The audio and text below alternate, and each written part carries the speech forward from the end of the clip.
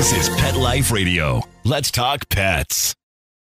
Is your pet stressed out? Does your pet need annual vaccines? Which pet is best for a child? Would you know if your dog was in pain?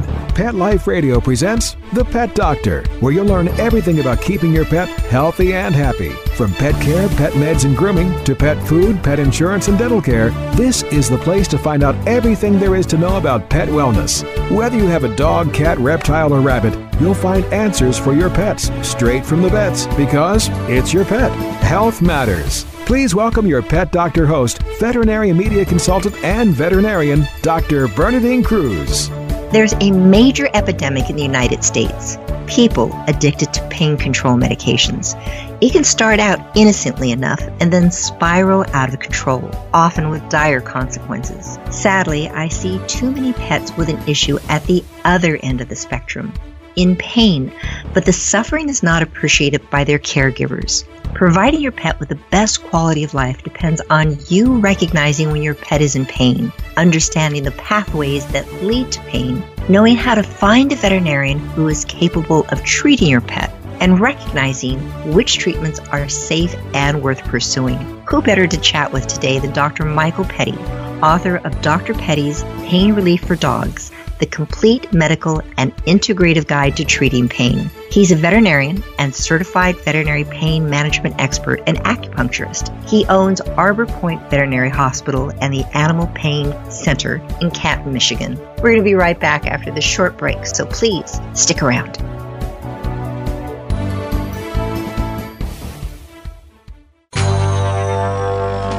It's DesignerPetSweaters.com. Hand-knitted designer sweaters for your precious pup or cool cat. Beautiful couture patterns for your pets, including custom-knitted formal wear, casual wear, yachting, and even sports-themed. Many designer pet sweaters include feathered tammy hats, top hats, and a lot of sparkle.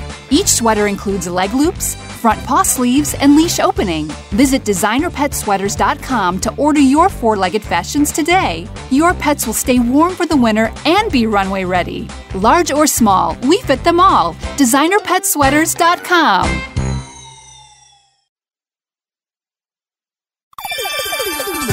Let's Talk Pets on PetLifeRadio.com. Welcome back to the Pet Doctor on Pet Life Radio. The doctor is in, and we'll see you now. Dr. Petty, thank you very much for being with us today. This is a topic that is near and dear to my heart because, like you, I see pets in pain every day and people don't recognize it. Thanks for having me on. Yes, it's a common problem. And, obviously, if someone's dog breaks a leg or gets a laceration, it's obvious they cry out, they won't use the limb, whatever. What we're talking about is chronic pain. And dogs really have a tendency to put up with it and try to soldier on. And so it's not very obvious. We don't see crying or limping in a lot of these cases. And so many of them, it really comes down to behavioral changes that we have to look for. What are some of the myths around pain? I know in your book, it really, really struck home with me when you're saying, people say, pets don't experience pain as we do, but you have a very different take on that.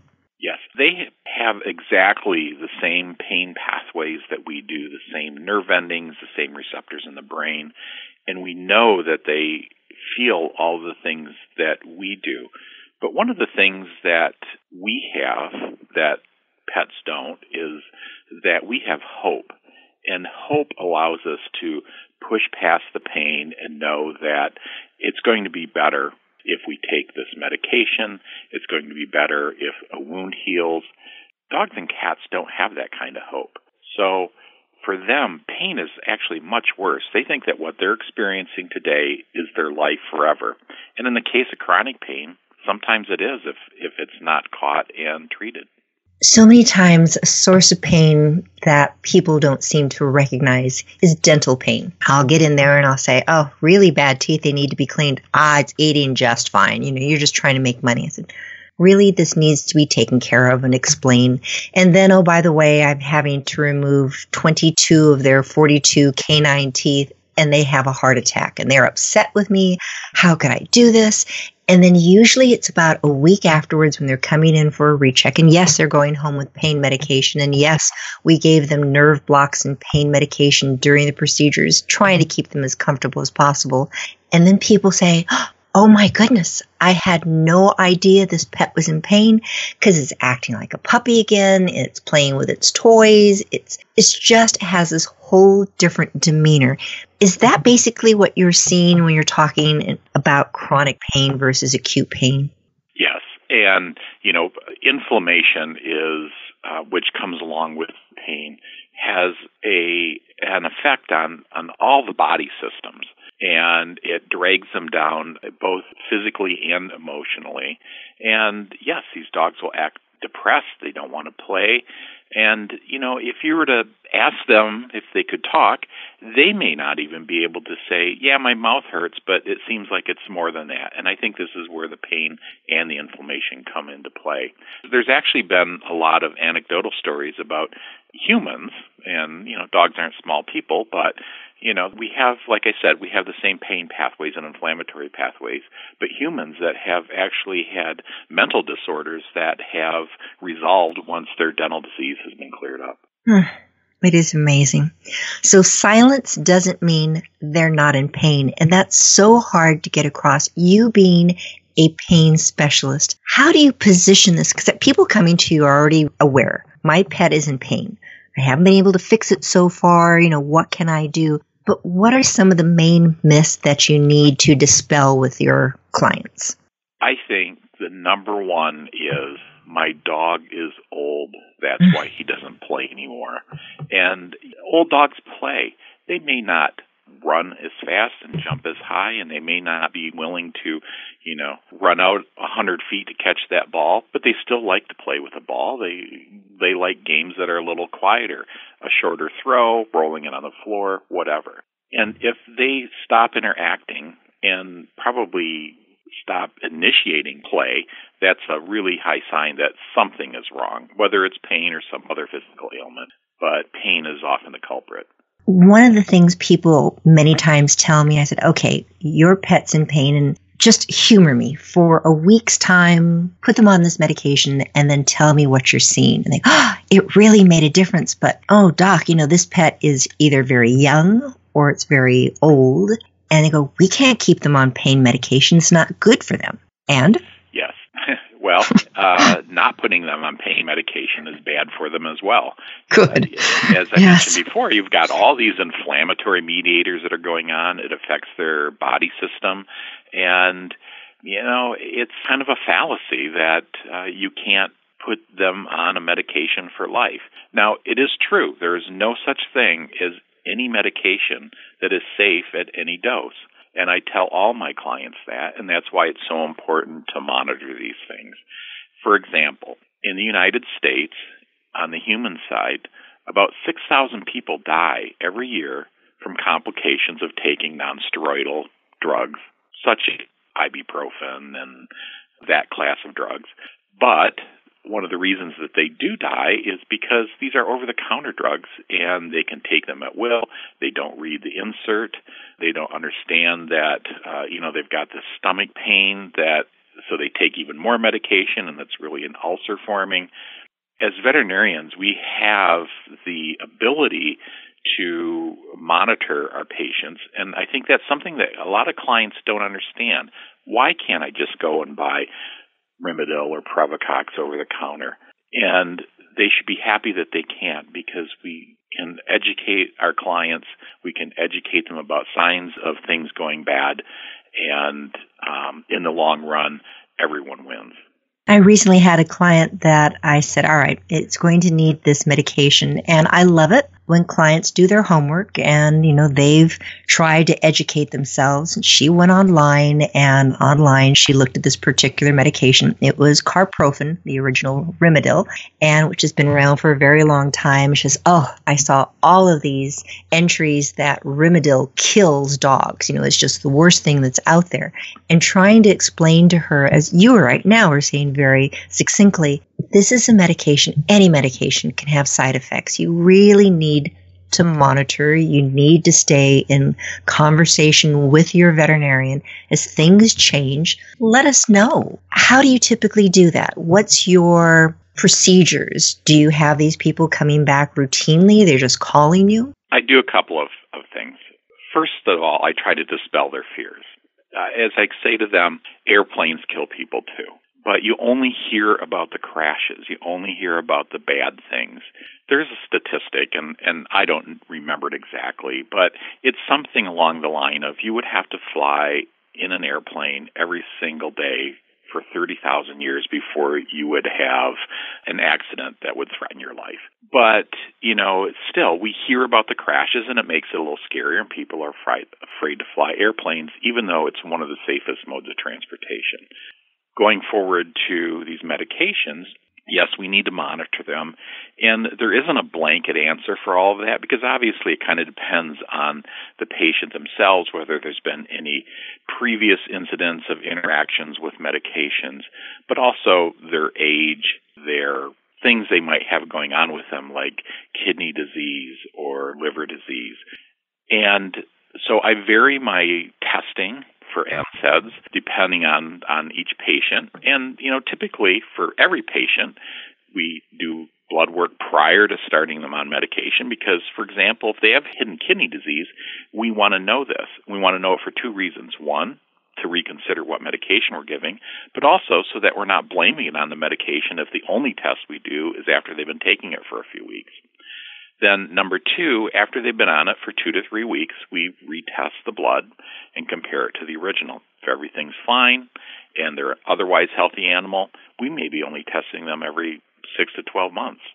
Or if they but then we also have a list of warnings. If they develop vomiting or diarrhea, anything else goes wrong, stop the medication and call us. And then we'll try to make a decision based on our conversation whether they should be coming in for an exam or whether maybe now that we've talked about it, yes, he did get into the garbage 2 days ago and it might be just an upset stomach. It makes total sense. So here you're talking about the signs that the nonsteroidal anti-inflammatories, NSAIDs, can cause. But as people are walking through the door, and you'd mentioned early on that limping, it's not crying out in pain. It's just limping. Oh, it's just a limp. It's not in pain. But if you think of your own leg, if you are limping, it must be bothersome. What are some of the other common signs that a pet may not be crying out in pain, but still is in pain? Well, I already mentioned their unwillingness to play or initiate play. But sometimes it's more subtle things. My dog doesn't like to go for car rides anymore. Well, maybe he's having trouble getting up into the car, not wanting to go upstairs or downstairs, not wanting to walk across slippery surfaces, and really any change. Now, some dogs never, ever like to walk across slippery surfaces, and if that's been the case since they were 6 months old, that's probably not the problem. But we're looking for changes in behavior. And I've even had a lot of clients say, he growls when the other dogs come around him.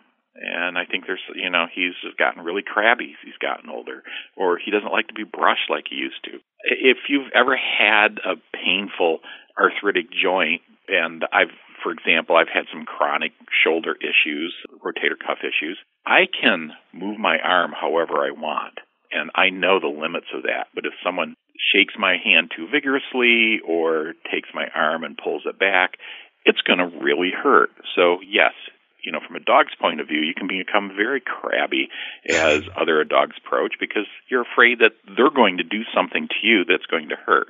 And it's very rewarding when you treat these dogs for pain and they come back for a recheck and say, he's not crabby anymore. He's now playing with the other dogs. He lets them approach them, etc.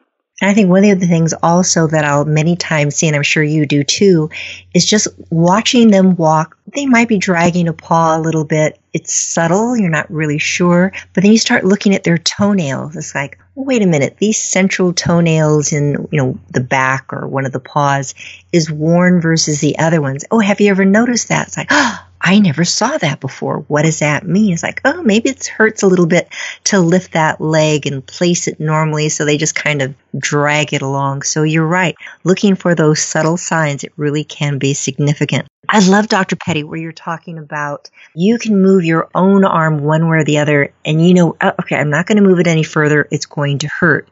And then as a veterinarian, I need to do a pain exam, and sometimes that dog is just a little bit on the tense side. It's nervous in the exam room. Is that tension because it's in pain or because it's nervous? So you being a pain expert, how do you do the exam? What's the best way to do it? What should a client look for as their veterinarian is doing a pain exam?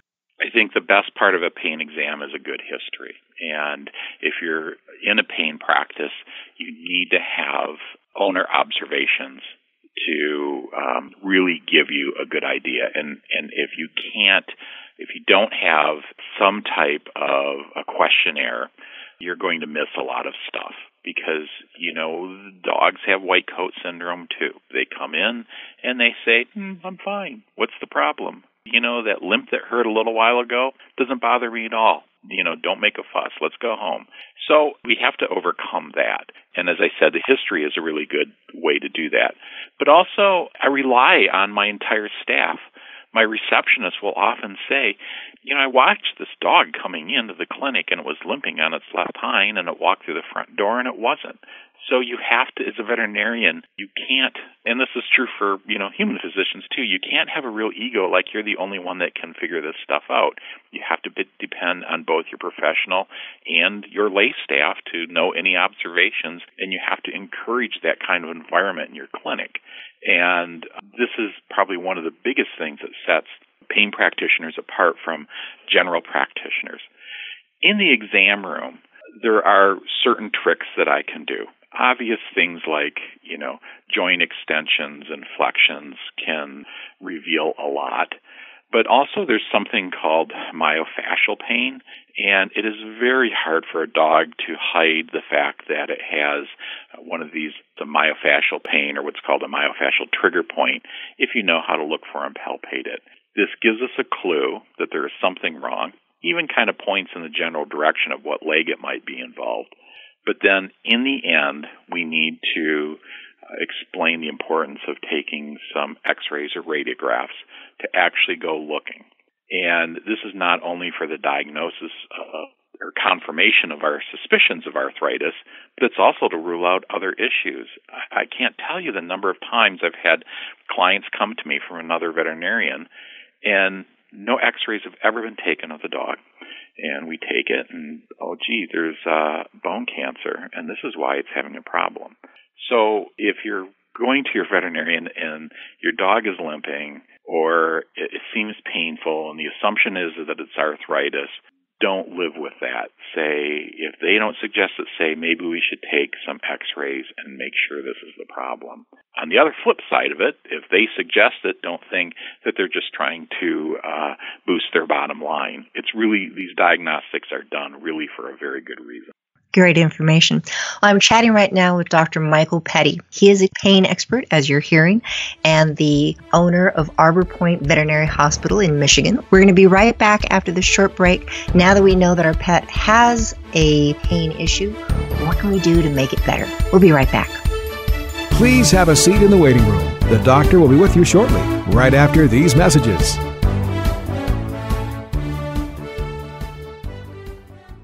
They called it elephant skin. It was rough, wrinkly, like a Brillo pad. His hair was falling out in clumps. Petey stopped eating and all his hair fell out. Our golden retriever, Sundance, he scratched incessantly. There was hair all over. DINOVITE.com. 859-428-1000. The omega-3 fatty acids. Flaxseed, zinc, alfalfa. The digestive enzymes that are cooked out of regular dog food. Dinovite is nutrition. Within 2 weeks, the shedding slowed down to almost none. The scratching went away after a few days, and Sundance's coat was starting to get shiny and glossy. It's a 180 turnaround. His skin has cleared up. He is not in pain. If your dog has shedding, dry skin, excessive scratching. Due to Dynavite. 859-428-1000. 859-428-1000. Dynavite for life. DINOVITE.com. Let's talk pets. Let's talk pets On Pet Life Radio. Pet Life PetLifeRadio.com. Welcome back to the Pet Doctor on Pet Life Radio. The doctor is in, and we'll see you now. Dr. Petty, I think one of the most frustrating things sometimes for people when they realize their pet's in pain is they want a cure.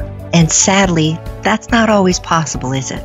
No, it isn't possible. And I say up front, we can't fix this, but what is the end goal? Where would you like to be? And this is such an important question because I remember one case I had where the owner came in, the dog was limping, and, for whatever reason, I never asked what she hoped to accomplish.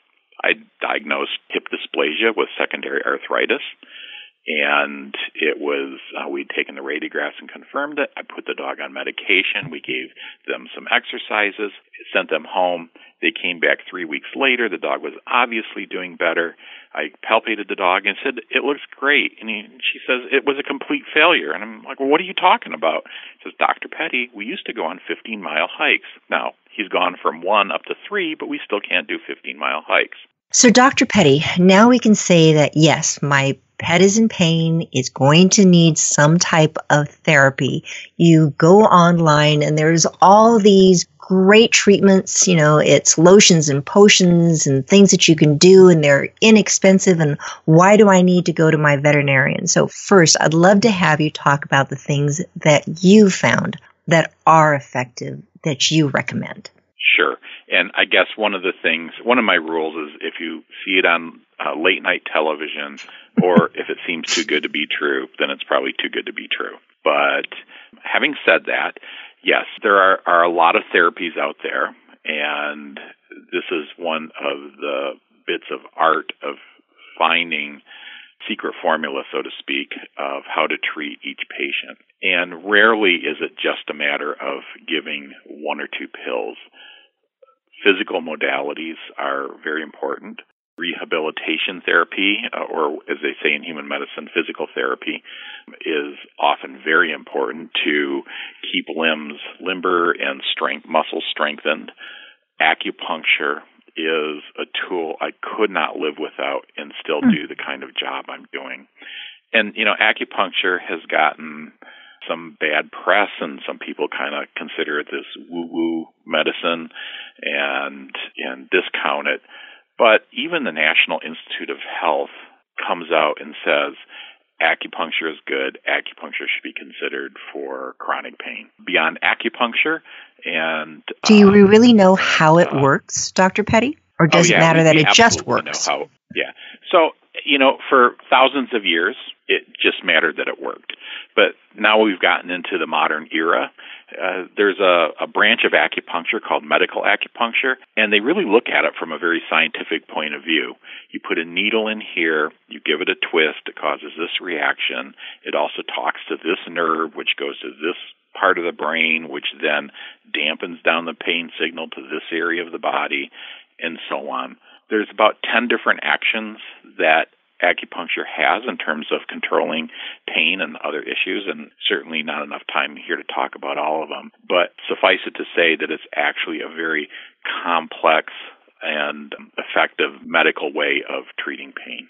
I've also alluded to this myofascial pain and using that as a diagnostic tool to look for pain. But these trigger points can also be treated through massage or something we call dry needle therapy, where an acupuncture needle is put into the trigger point. It's not technically acupuncture. You're actually just treating this knot of muscle, and that can really help with pain a lot. And laser has really started to come into its own.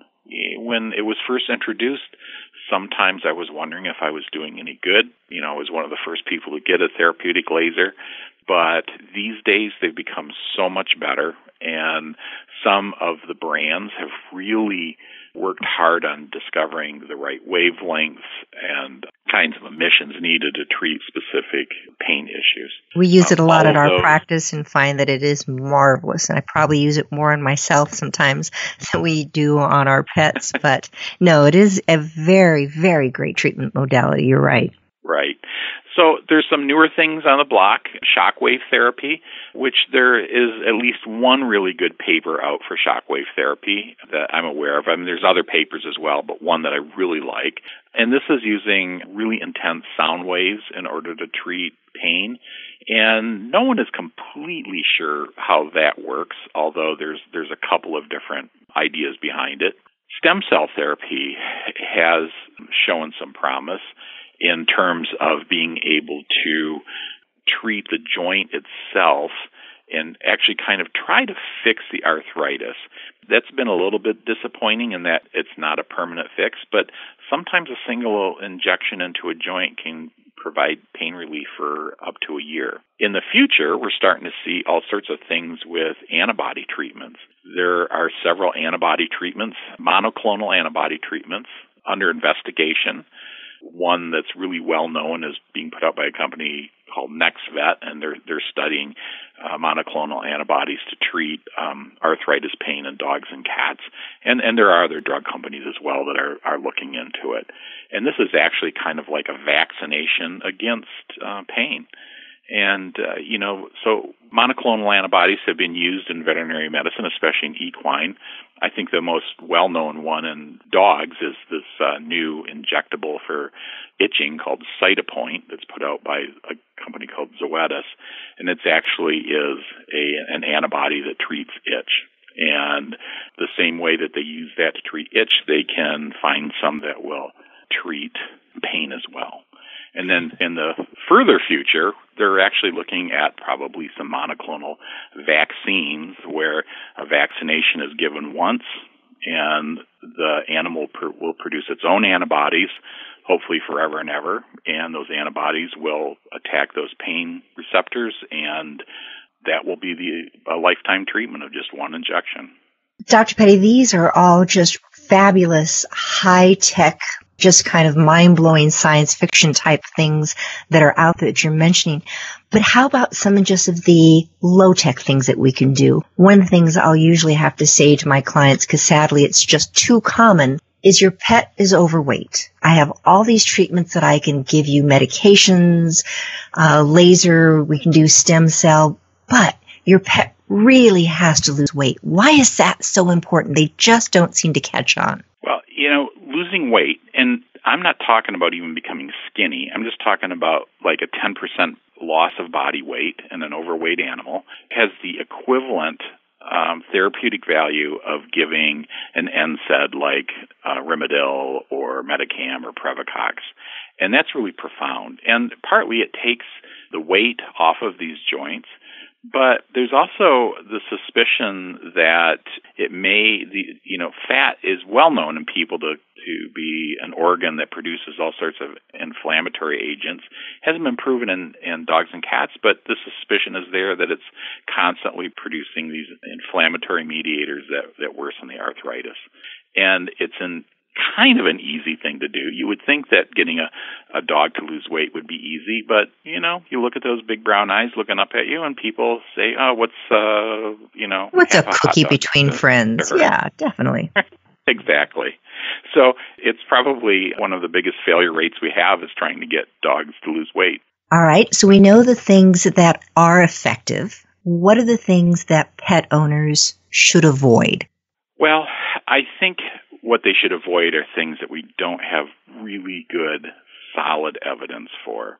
And it's not to say that they don't work. It's just that we really don't know if they work.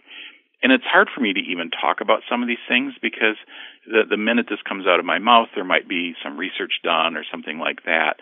But, here's a case in point. And I know I'm probably going to make a few enemies about this, but, chiropractic in people is an amazing thing. I've gone and had it done myself. In animals, not a lot of research behind it. So, from my point of view, it probably works. And there's probably some chiropractic procedures that are very, very useful. But, if I were given a choice as a pet owner, what has the evidence and what doesn't, I'd pick the thing that has the evidence. But if chiropractic for your dog or cat works for you, then go ahead and do it.